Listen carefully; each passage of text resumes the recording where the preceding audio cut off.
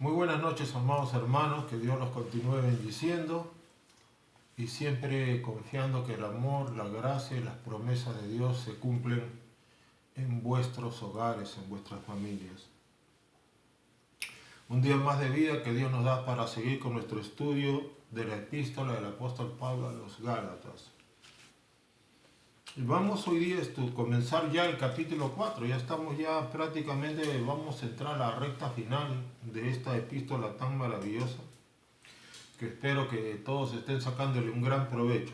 Vamos a Gálatas capítulo 4, versículos del 1 al 6. Vamos a hacer un estudio textual, es decir, vamos a ir avanzando de texto en texto, porque de eso se tratan los estudios bíblicos de libros. Hay que ir avanzando poquito a poquito porque es demasiada información. Así que por favor, abran sus Biblias en Gálatas capítulo 4 del 1 al 6. Y en esta ocasión he titulado el mensaje La parábola del apóstol Pablo. Así le he puesto.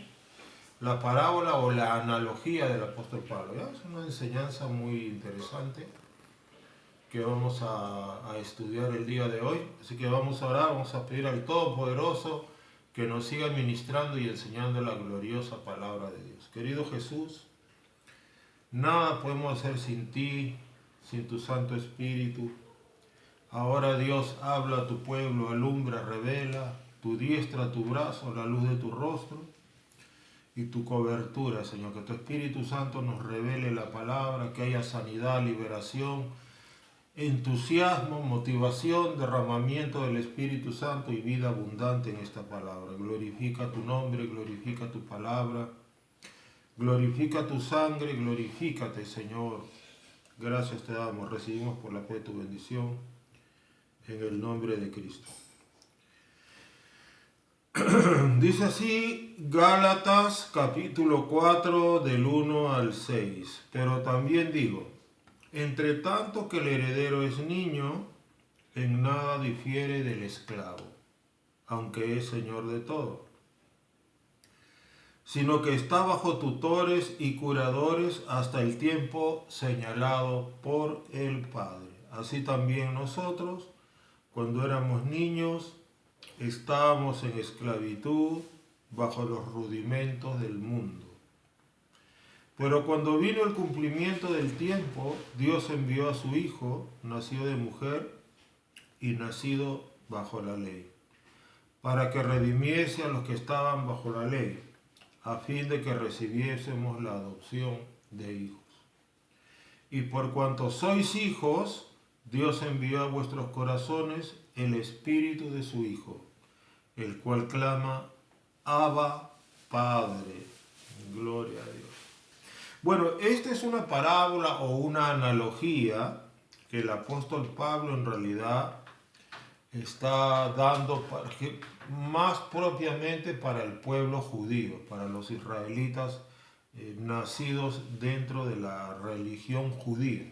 ¿Ya? Caso de Pablo, de los 12 apóstoles. Esta es una parábola que también se aplica a nosotros mucho, pero es más aplicada a los judíos. Sin embargo, vamos a estudiarla porque hay mucho contenido, mucha densidad de sabiduría. Bueno, esta es una parábola o una analogía muy interesante, ¿no? Nos está hablando pues de la analogía de cómo son los diferentes etapas en la vida de un niño que es heredero, ¿no? Acá estamos suponiendo pues que este niño es heredero de algún poderoso, algún hacendado o algún grande, ¿ya? Esa es la idea. Y que este poderoso, este grande, pues tipifica a Dios, ¿no es cierto? Dice que entre tanto que el heredero es niño, dice, en nada difiere del esclavo. ¿Qué es lo que quiere decir acá Pablo? Estamos hablando del versículo 1. Entre tanto que el heredero es niño, en nada difiere del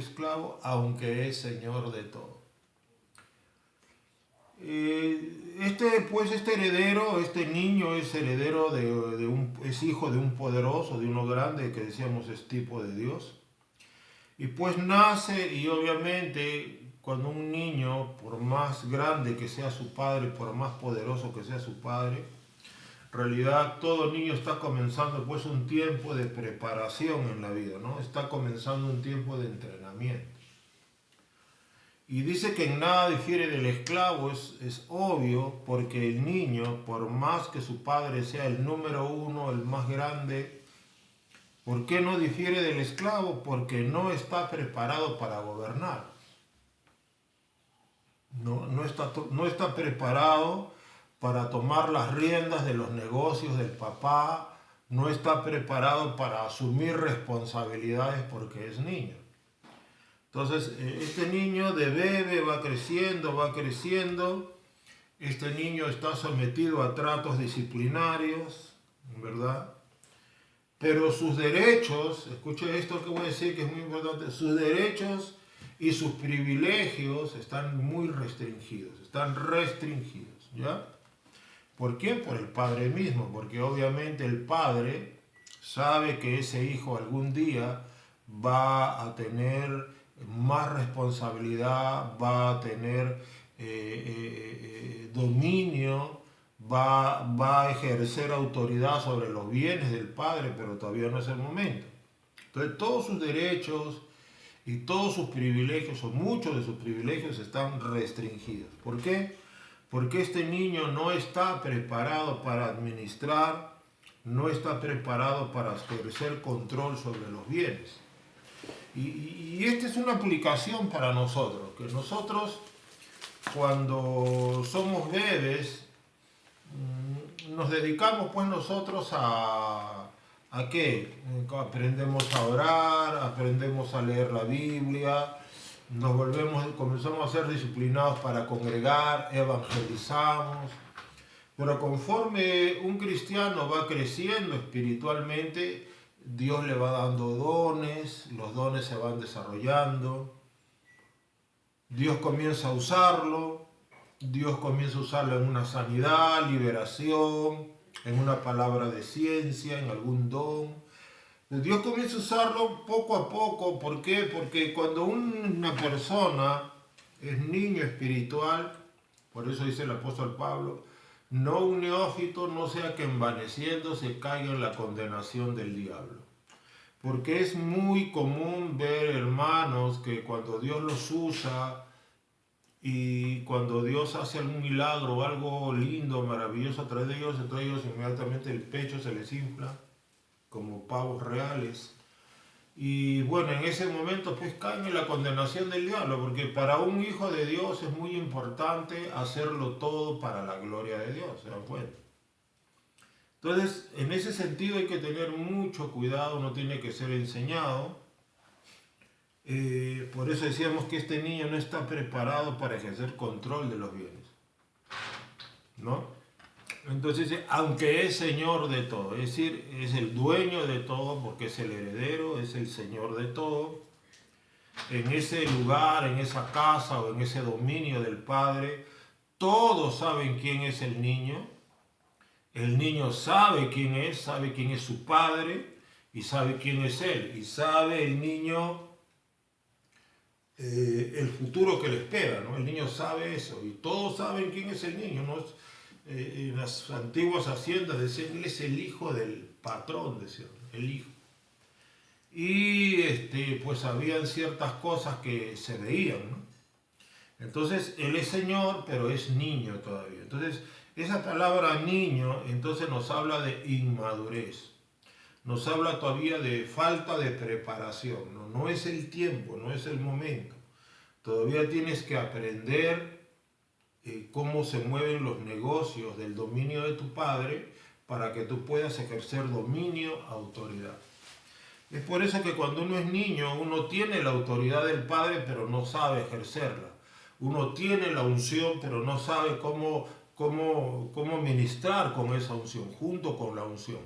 Uno tiene llamados y planes de Dios, pero todavía no se manifiestan porque todavía no hay la fe suficiente, no hay la osadía, no hay un deseo profundo por la gloria de Dios. Entonces, ese niño, aunque es Señor de todo, es niño, entonces no es el momento. Dios sabe que no es el tiempo, hay que crecer, ¿no?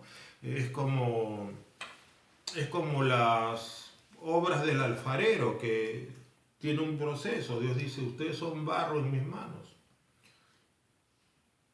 Entonces, cuando un alfarero hace una obra, Dios dice como que Dios es el alfarero y nosotros somos el barro. Entonces, Él hace la obra, Él hace la vasija, y una vez que la hace con barro, la vasija tiene que ponerse en un estante a secar. Una vez que se seca la vasija, entonces hay que darle una horneadita. Después de la horneadita hay que pintar. Después de pintar, otra horneada. Después el vidriado, otra pintada con un vidriado. Entonces tiene un procedimiento, ¿no? Entonces algunos hermanitos que están todavía barro húmedo, están en el estante, ahí quieren profetizar, en el estante quieren levantar muertos, en el estante quieren ser pastores, en el estante quieren ser apóstoles, y eso es motivo de muchas caídas y de muchos problemas. ¿Por qué? Porque no entienden todavía que no es el tiempo. Ellos ven que Dios usa a alguien y ellos se meten a imitar a esa persona, y muchos caen en condenación del diablo. Por eso dice que aunque es Señor de todo, pero todavía no está preparado. Entonces, acá no se está hablando de una preparación, acá no se está hablando de una sabiduría de Dios para que cuando las cosas se dan en el tiempo de Dios, entonces es cuando las cosas van a funcionar, y ese hijo, esa hija de Dios no va a tropezar, no se va a envanecer, va a ser consciente de que todo lo que hace lo tiene que hacer para la gloria de Dios, ¿no? Entonces dice que es Señor de todo, sino que está bajo tutores y curadores hasta el tiempo señalado por el Padre, ¿no? El papá dice hasta tal fecha, tú todavía vas a estar bajo tutores y curadores. ¿Qué cosa es un tutor? Un tutor es un maestro. Entonces aquí Dios nos está revelando que para que tú dejes de ser niño, tú necesitas tutores y curadores. ¿Quién es un tutor? Un tutor es alguien que te enseña la palabra. En este caso, los pastores, los maestros de escuela, son tutores. ¿Por qué? Porque te enseñan. ¿Y quién es un curador? Es un guardián. En este caso, los pastores somos los guardianes, ¿verdad? De las ovejas. Pero el curador por excelencia es el Espíritu Santo, que nos usa a nosotros. Curador es protector, curador es guardián, el que te cuida, te guarda, ¿no? Entonces, mientras el niño está creciendo bajo tutores y curadores, tampoco es el tiempo, ¿no es cierto?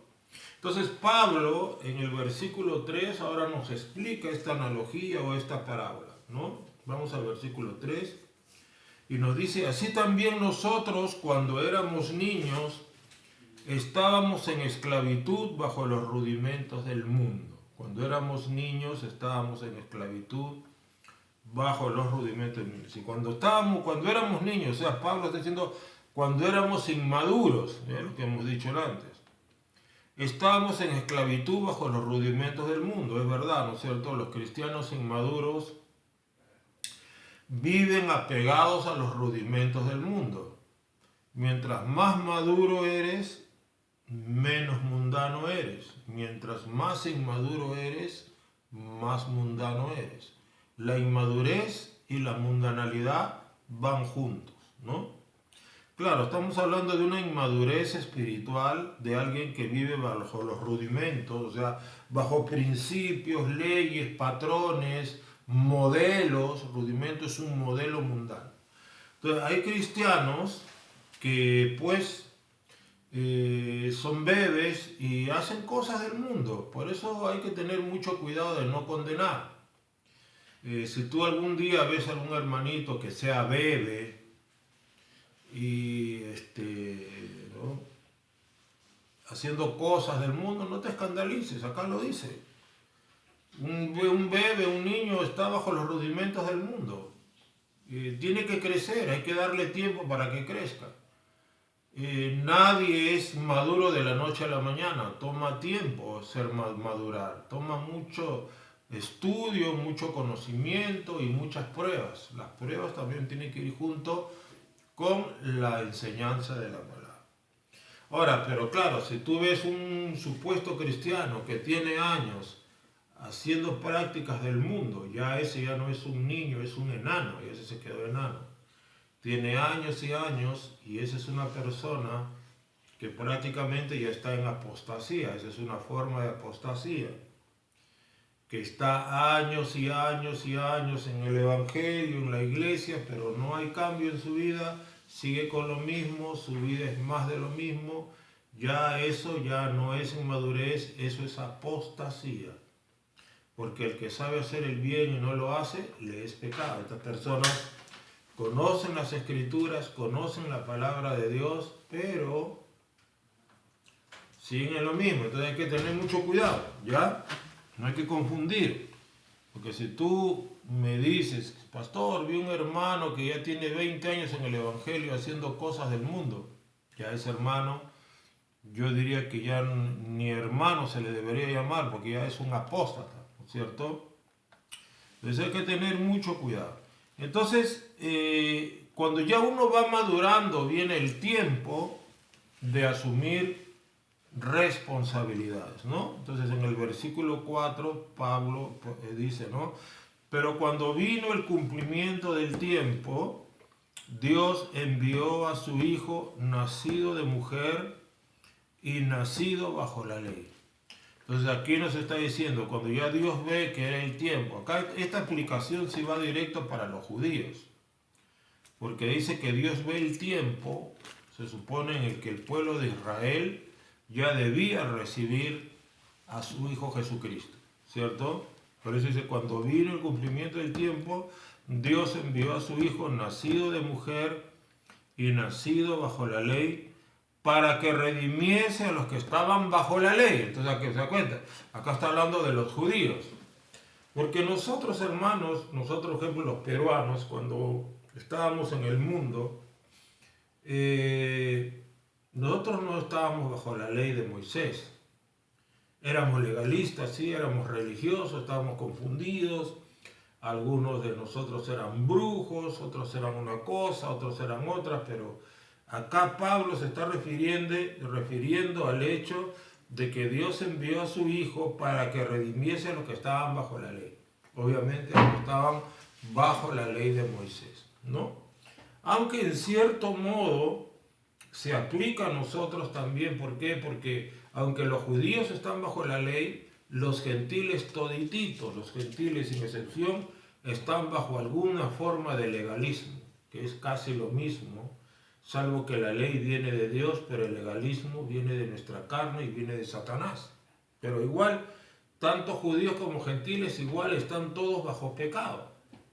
Entonces, en cierto modo se aplica a los gentiles, si asumimos que la ley para nosotros era en realidad el legalismo, era la religión, eran mandamientos de hombres, eran tradiciones, eran teologías raras, fuegos extraños, pero igual estábamos extraviados, igual que los judíos también estaban extraviados, pero los judíos estaban bajo la ley de Moisés, bajo un pacto que Dios había ordenado, ¿se dan cuenta?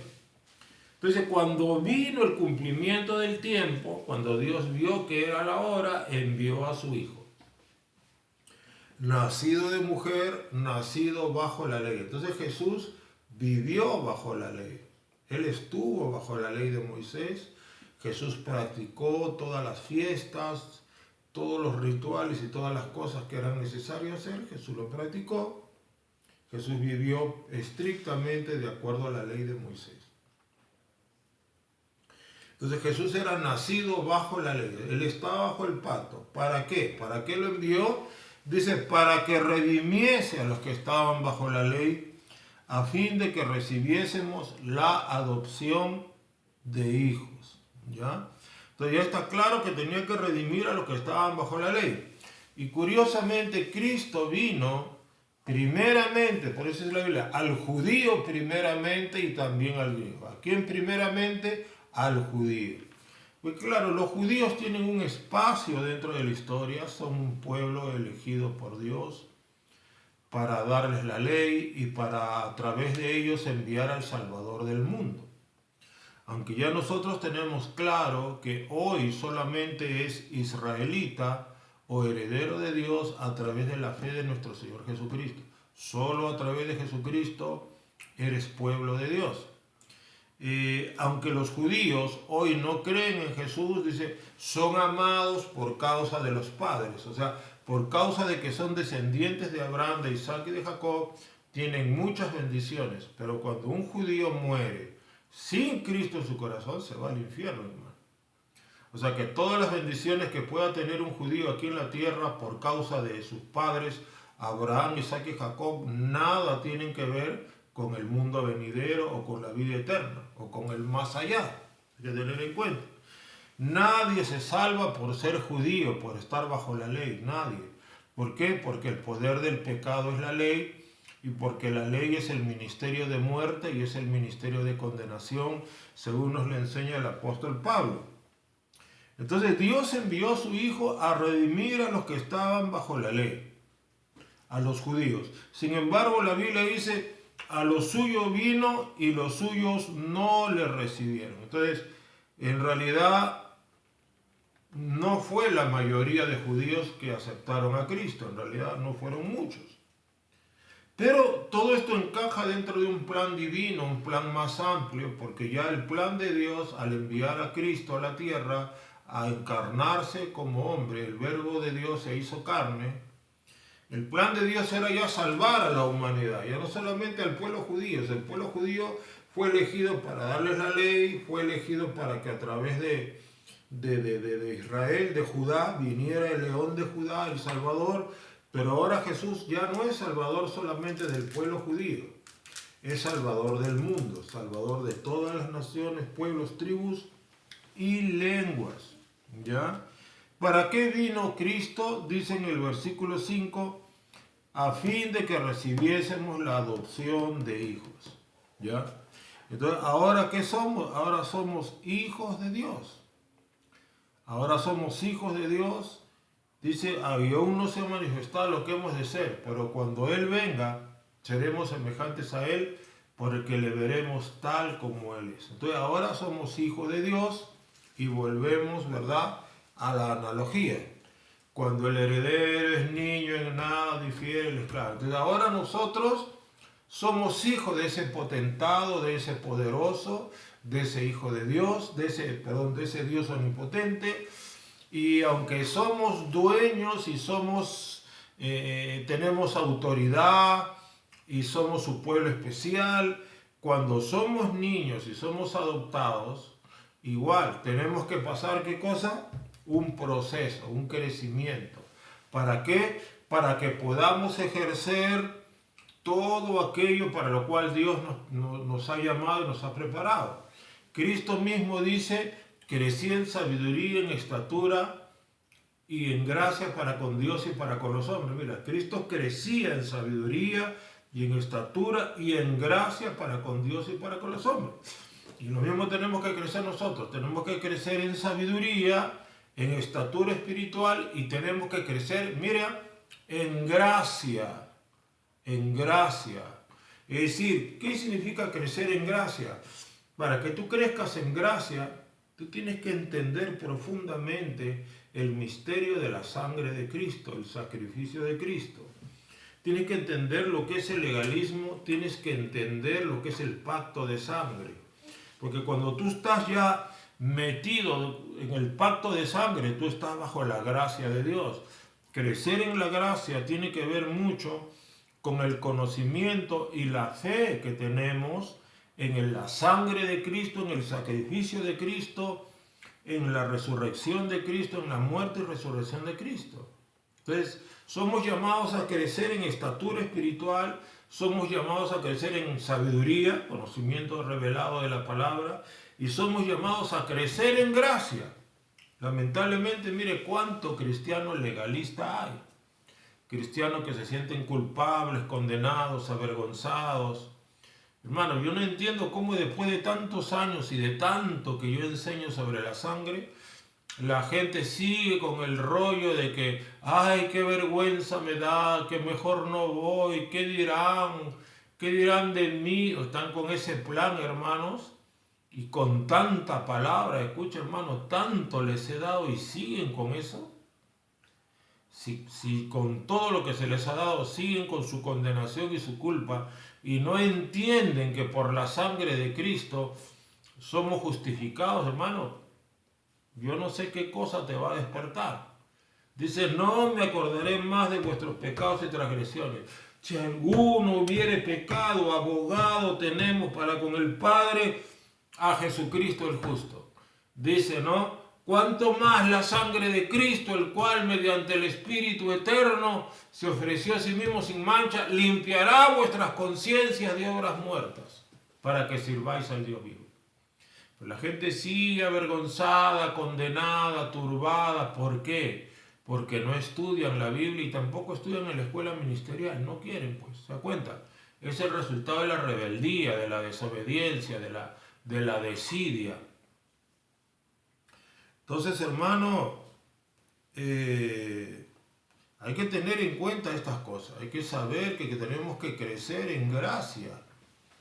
Crecer en gracia es fundamental, y para crecer en gracia hay que crecer en el pacto de sangre, hay que crecer en el conocimiento de Jesús de Nazaret y de su obra en la cruz.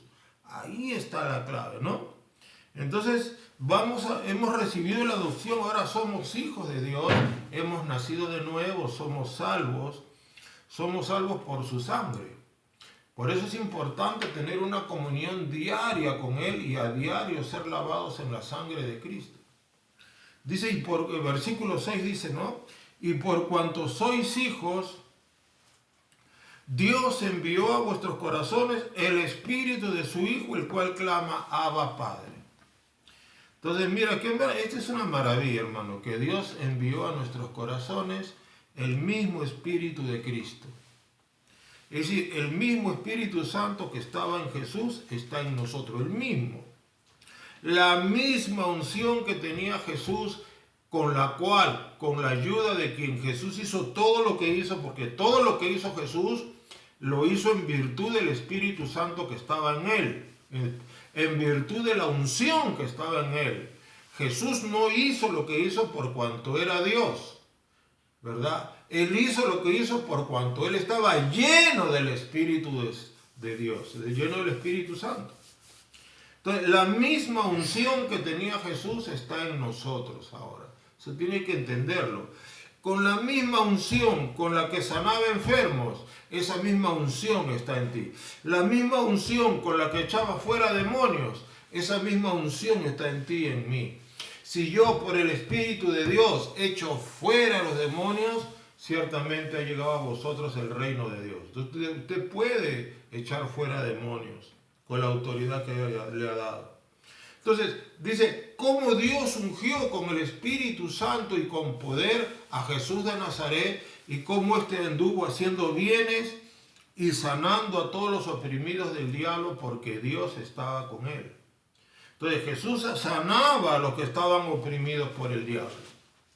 Jesús sanaba enfermos, echaba fuera demonios, daba palabra, daba consejo, daba luz, ¿verdad? La misma luz que Jesús tiene y tenía en esas calles de Jerusalén y de Judea y de Galilea, esa misma luz está dentro de ti, porque Cristo dijo, yo soy la luz del mundo. Mira qué maravilloso, es un asunto de fe. Tú tienes que declarar, yo tengo la misma unción que tenía Cristo. El mismo Espíritu Santo que estaba en Cristo está en mí. La misma gloria que moraba en Cristo, esa misma gloria del Padre mora en mí, porque el Espíritu Santo es el que acarrea, el que carga, el que manifiesta la gloria del Padre. La misma unción, la misma gloria, la misma santidad, la misma presencia está en nosotros. Eso es lo que tú tienes que creer. Tú no eres un hijo de segunda categoría, tú eres un hijo al nivel de Jesús en el sentido de tener la misma unción, ¿verdad? Y eres, escúchalo bien, eres tan hijo de Dios como lo fue Jesús, tan hijo de Dios. No eres un recogido de la esquina, no eres un hijastro, no, eres un hijo de Dios, tal y cual. Cristo es el primogénito, eso sí, pero hermanos, nosotros somos sus hermanitos menores. Entonces, mire usted la maravillosa familia de Dios. Usted tiene entonces, hermano, que entender que la misma gloria que estaba en Jesús está en usted. Y pastor, ¿y cómo la desato? ¿Cómo se desata? Ah, ahí está la cosa, pues Jesús oraba 3, 4, 5 horas diarias, Jesús ayunaba, Jesús se llenaba de la palabra. O sea, hay un precio también para desatar esa manifestación. Todo va a depender de ti, no de Cristo. Entonces la búsqueda es necesaria. Tenemos que buscar a Dios, tenemos que estar en comunión con Dios. Entonces dice que Él envió ese espíritu, esa unción, el cual clama Abba Padre. Entonces aquí Dios nos está diciendo que pues, hermano, Abba Padre significa papá. Es decir, Dios no es un padre lejano, no es un padre extraño, frío, no. Cristo decía Abba Padre. Cuando Él oraba, Él decía Abba Padre, todas las cosas son posibles para ti. Y Abba Padre significa papá, ¿no? Papito o papi, o sea, es esa familiaridad. Entonces aquí nos está diciendo Pablo que tú como eres hijo, ahora puedes tener esa familiaridad con el Dios vivo, ¿no? Si el Padre Celestial, nuestro papá, quiere que le digamos papá, papito, papi, papá, no sé, es una cosa increíble, hermano, hasta dónde nos ha llevado la paternidad de Dios hacia nosotros, el amor de Dios, hasta dónde nos ha llevado, amados, que podemos decirle papá, papi a Dios. Mire qué tremendo es esto. Esto es una cosa maravillosa. Es decir, Dios te está diciendo, ten confianza, hijo, yo te amo, ten confianza, yo estoy contigo. Ten confianza, tú eres mi hijo, yo te cuido, yo te guardo, yo te sostengo, yo te sustento. Yo soy tu papá y como buen papá yo proveo, como buen papá yo cuido. Como buen papá yo enseño, como buen papá yo disciplino, corrijo. Como buen papá busco lo mejor para ti y como buen papá te preparo para el futuro. Es lo que Dios nos está diciendo acá. Hermanos, si vosotros siendo malos sabéis dar buenas cosas a vuestros hijos, cuánto más vuestro Padre, ¿no?, dará buenas cosas a los que le pidan. Entonces, aquí tenemos, amados hermanos, entonces, una palabra maravillosa de parte de Dios en este día. Y espero pues que este día la palabra que hemos dado te haya bendecido. Ya sabes, amado, ya sabes, crece espiritualmente, madura, porque Dios tiene cosas grandes para ti, dones grandes. Y yo creo que como Dios es un Dios que se mueve por tiempos, por fechas, por planes, ya estamos entrando a un momento en el cual el mundo se va a complicar y ahí la gloria de Dios se va a desatar más porque vamos a buscar más a Dios. Así es, como dice el Señor, en su angustia me buscarán. Algunos que no quieren buscarle ahora, cuando estén angustiados le buscarán y bueno, para la gloria de Dios será. Vamos a orar y luego vamos a dar los anuncios, ¿ya? Amado Cristo, te damos gracias en esta hora, Dios Todopoderoso, porque nos has dado palabra, nos has alumbrado, nos has bendecido. Hemos aprendido que somos tus hijos, que tenemos que crecer en gracia, tenemos que crecer en sabiduría y en estatura espiritual, que tienes cosas grandes para nosotros. Ahí donde está tu pueblo, libera, Señor. Venga tu reino a cada vida. Derrama tu Espíritu Santo y que tu Espíritu Santo eche fuera tinieblas, rompa cadenas, eche fuera demonios, destruye las obras del diablo en nuestros hogares. Tu palabra dice, todo el que contra ti conspirare, delante de ti caerá. Dice tu palabra, en lo secreto de tu presencia nos esconderás de la conspiración del hombre. Llénanos ahora con tu presencia y con tu gloria, y permítenos crecer en gracia, en sabiduría. Abba, Padre, Padre, Papá, nuestro Padre, nuestro verdadero Papá. Eres nuestro verdadero Papá, el Padre Celestial. Te damos gracias, recibimos la doble porción que tenía Jesús, recibimos poder, recibimos tu gracia, recibimos tu sabiduría, recibimos tu prosperidad, recibimos tu provisión, recibimos tu autoridad, recibimos tus milagros, recibimos tu misericordia, recibimos sanidad, recibimos liberación, recibimos protección, recibimos tu justicia, recibimos tu amor, tu misericordia, recibimos tu luz, recibimos, Padre, tu amor de Padre, tu amor de Papá, lo recibimos hoy. Y nos declaramos más que vencedores, nos declaramos ungidos con la unción de Cristo, llenos de toda la plenitud, completos en Él, porque dice tu palabra, y vosotros estáis completos en Él. Lo recibimos y te damos gracias, Señor, en el poderoso nombre de Cristo. Y decimos todos amén. Y gloria a Dios. No se olviden, pueblo del Señor, que este 26 de agosto arranca la escuela ministerial. Estudia, crece en sabiduría, crece en gracia. No menosprecies lo que ahora se te está dando con tanta facilidad, porque dice, llegará el momento, enviaré hambre a la tierra, no de pan, sino de comer la palabra de Dios, y no la hallarán. Va a haber momento en que no va a haber palabra. Aprovecha lo que tienes ahora, inscríbete en la escuela ministerial, comienza el 26 de agosto, el costo está a 30 soles y se pueden inscribir con mi esposa, con la pastora Yané o nadie más, ¿no? Con nuestra hermanita Roxana González, ¿ya? Así que inscríbase para prepararle su libro y estudie, crezca en conocimiento, en sabiduría, en estatura y en gracia para con Dios y para con los hombres. Dios le bendiga, sea puntual este domingo, no dejes de congregar, no dejes que el diablo te engañe, anda a la iglesia. Dios te bendiga. Amén.